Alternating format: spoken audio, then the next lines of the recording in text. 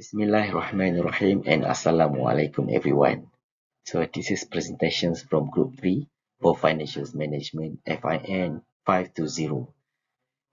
For the title of this assignment is Financials Ratio, which is a trend analysis for Tenaga Nasional Berhad and Sapura Energy Berhad.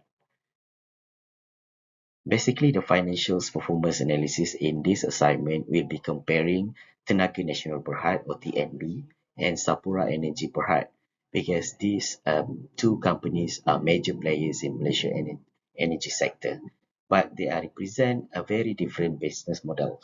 So in this assignments, we will going through all the uh, assessment in financial strength, basically for these two companies. So as we know, analyzing a company financial performance is essential for understanding its overall health and strategic outlook. Through this study, we aim to evaluate TNB and Sapura Energy financial strength over the past 5 years from 2020 to 2024 by using key financial ratio.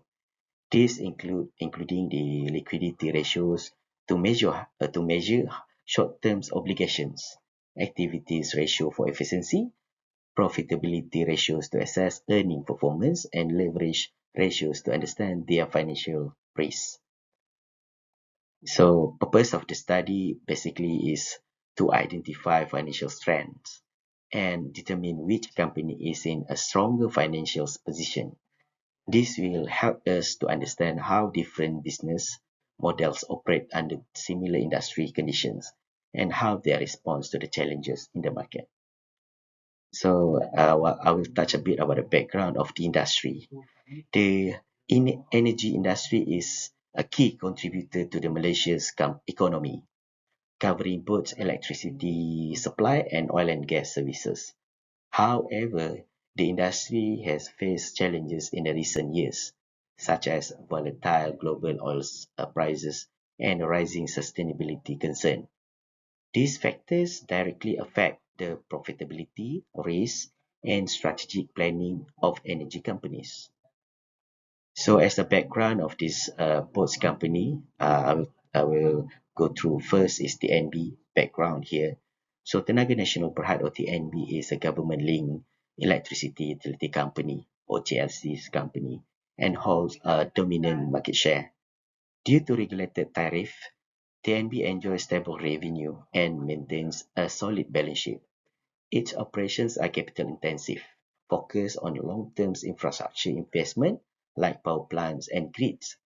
This makes the NBR an ideal example for studying long-term financial planning in low-risk environments. So next we go to Sapura Energy background. So on the other hand, actually Sapura Energy operates in the oil and gas services sector, which is more volatile. The company has been struggling with high debt and operational losses due to fluctuating oil prices.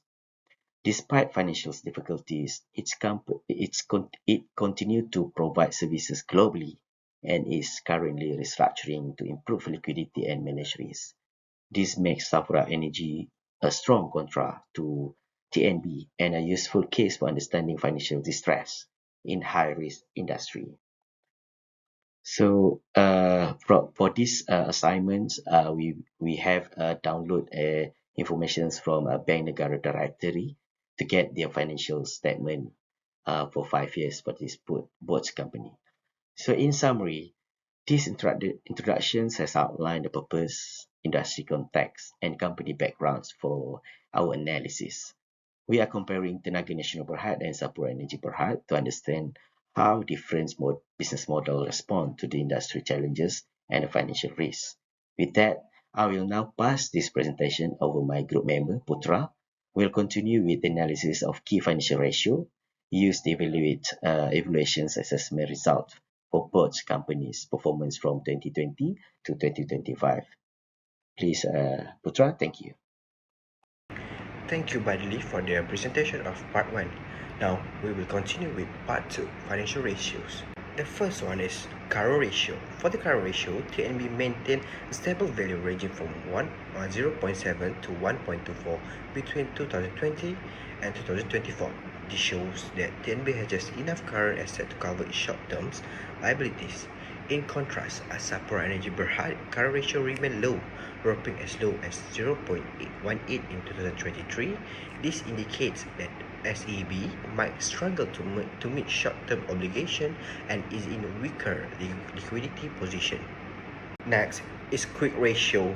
TNB quick ratio was consistently above 0.1 from 2021 onwards, showing strong liquidity even without relying on inventory.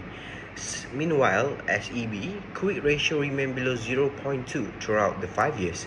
This reflects serious liquidity concerns, suggesting it lacks enough liquid assets to pay off its current liabilities.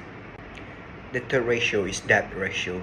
TNB's debt ratio stayed between 68% and 70%, which is expected for a capital-intensive utility company and indicates a manageable level of debt. On the other hand, SEB debt ratio increased drastically, reaching nearly 150% in 2024. This means SEB has more liabilities than assets, showing it's heavily reliant on debt and at high financial risk. The fourth ratio is time interest earned. TNB's time interest earned ratios remain above 1.6, meaning it earned enough to pay its interest expenses and was in a relatively safe position. However, for SEB, it's recorded the extremely low and even negative time interest earned values, like negative 5.26 in 2022. This means SEB did not earn enough to cover its interest and face serious financial stress. The fifth ratio is inventory turnover. TNB's inventory turnover remained very stable, averaging around 20 times per year. This shows efficient use and movement of inventory. However, for Sapura Energy Berhad, it declined from 18 in 2020 to below 10 in 2024, indicating slower inventory turnover, which could point to weaker sales or overstocking issues. Next is average collection period. TNB had a high collection period in 2022 at 161 days, but it improved to around 69 days in 2024, showing better credit control over time. However, Sapura Energy Berhad average collection period was inconsistent, ending at 91 days in 2024. This means Sapura Energy Berhad takes longer to collect payment from customers, which can negatively impact their cash flows. Let's go to the return on asset. TNB consistently generates positive return on its asset, ranging from 1.27% to 2.31%, showing stable performance in utilizing its asset to earn profits. But for Sapura Energy Berhad, it's recorded negative ROE throughout the 5 years, with the worst at negative 56.39% in 2022. This shows poor asset performance and unprofitability. Now we came to ratios number 8. Return on equity, ROE. TNB return on equity was stable, reaching 7.56% in 2024, indicating decent return for shareholders. However, in the other hand, Sapura Energy Berhad ROE fluctuate widely from shocking negative 11,618% in 2022 to a positive 12.29% in 2024. This volatility shows instability and inconsistent return to shareholders. Lastly, net profit margin. TNB maintained a positive net profit margin between 4.91 and 8.34%, which shows TNB had a steady profitability. However, Sapura Energy Berhad margin was negative across all year, reaching at negative 221% in 2022. This means Sapura Energy Berhad was operating a loss and not generating profit from its sales. That's all for part 2 financial ratios. I will pass this presentation to AMIRUL and NAZMAN to carry forward with part 3. Thank you. Thank you, Bob. Good afternoon, everyone. Today we will be diving into a financial face-off. We will be comparing the financial health of two companies, which is Tenaga Nasional Berhad, or TNB, and Sapura Energy Berhad, known as SEB. We'll be looking at their performance from 2020 to 2024, according to the data we have been given. First up, we will have the section for liquidity ratio. So we can talk about liquidity first. How well these companies can meet their short-term obligations. In simple terms, do they have enough cash on hand? And as we can see in the TMB section, has a strong liquidity position. Their current and quick ratios are consistently healthy. This means they are very well equipped to pay their bills. And TNB is like that friend who always has cash on hand. Next, we can see in the SEB section, their liquidity is a bit of a concern. Their current ratio has declined, as we can see as the years go by, and their quick ratio is quite low. This does indicate that they might have some struggle to meet short-term obligations. There are challenges that they are facing, and it is something that needs to be observed.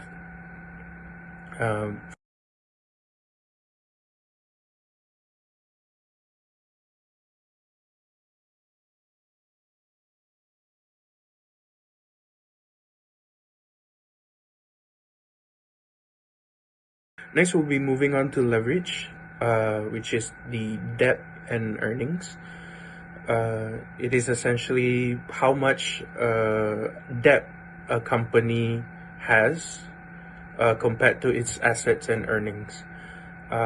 First, we will look at the TMB section. As we can see, TMB is doing well here as well in their leverage ratio. Their debt ratio is stable, and they consistently cover their interest expenses, and they are also managing their debt responsibly. We can think of them as a financially stable company. And next, we can look at the SEB. SEB, however, has a high debt ratio, and their earnings have been quite inconsistent. This means they are carrying a lot of debt, which can be risky for a company, especially when earnings are fluctuate. It is a situation that requires close monitoring. For now, overall, I'm going over the liquidity and leverage ratios. Next, my fellow colleague NAZMAN will be going over the rest. But from what we have of the liquidity and the leverage, TMB demonstrates stronger financial health compared to SEB. Thank you. Thank you, Amirul, for the comparison between TNB and SEB liquidity ratios and leverage ratios. So, for the operating ratios between TNB and SEB, TNB exhibit a more favorable operating efficiency compared to SEB. TNB inventory turnover fluctuate between 19.63 and 23.45, indicating efficient management of inventory to meet demand. Its average collection period ACP varies widely, peaking at 161.55 days in 2022, but stabilizing around 68.89 days in 2024, suggesting reasonable efficiency in collecting receivable. SEB inventory turnover is lower, declining from 18.08 in 2020 to to 9.7 in 2024, reflecting slower inventory processing. Its ACP is consistent higher, ranging from 61.93 to 100.02 days, indicating delays in collecting receivable, which strains cash flow. TNB operational efficiency benefit from its stable utility business model, while SEB inefficiencies are tied to fluctuating sales and challenges in the oil and gas sector, impacting its ability to convert inventory and receivable into cash. For the profitability ratios, if we refer back to the calculation above, we can see that TNB outperformed SEB in profitability metrics across the board. TNB return on assets ROA ranged from 1.27% to 2.31%, reflecting consistent efficiency in generating profit from assets.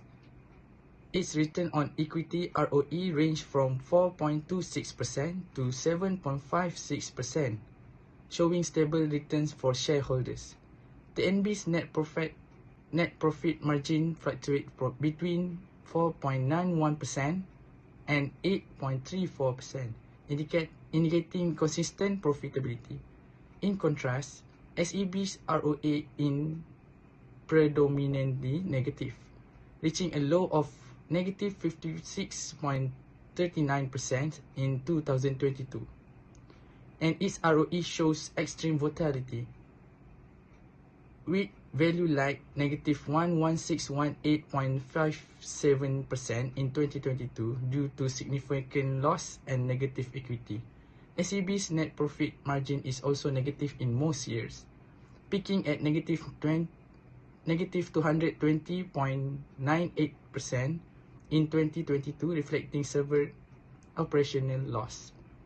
The NB's profitability is supported by its stable revenue streams and effective cost management, while SEB's persistent loss and declining sales highlight its struggle in a volatile industry, making it less attractive for investors seeking consistent returns. So for the next part, I will pass down to IKHWAN. Thank you. Okay, thank you Nazman and AMIRUL for the explanation. Now I will present on recommendation and conclusion. From our analysis, we are strongly recommended Tenaga Nasional Berhad or TNB as a better choice. TNB show a strong financial performance with a good liquidity, steady profit and manageable debt. Meanwhile, Sapura Energy Berhad or SEB has very high debt level, over 100% in some years, and has a record frequent loss, make it a much risk option for investor. Therefore, for the investor who are prefer stability and lower risk, TNB would be a better choice because it is strong financial base and consistent return. As for SEB, while there are potential for recovery, it will be significant improvement and remain suitable mainly for aggressive investor willing to take high risk. In conclusion, financial ratio analysis is a crucial tool to assess a company performance. From our study, TNB is financially stronger, more and stable, and consist profitable, managing its asset and debt efficiently. On another hand, SEB show sign of financial distress due to the high debt level and unstable profits. This project taught us a number don't tell a full story. We must understand financial ratio in context to see the real health of a business. Ratio analysis help identify strength and weakness and guide decision making for both investor and manager. This analysis has been a valuable experience for us in applying financial management concept to the real world companies. I think that's all from us. Thank you and bye bye.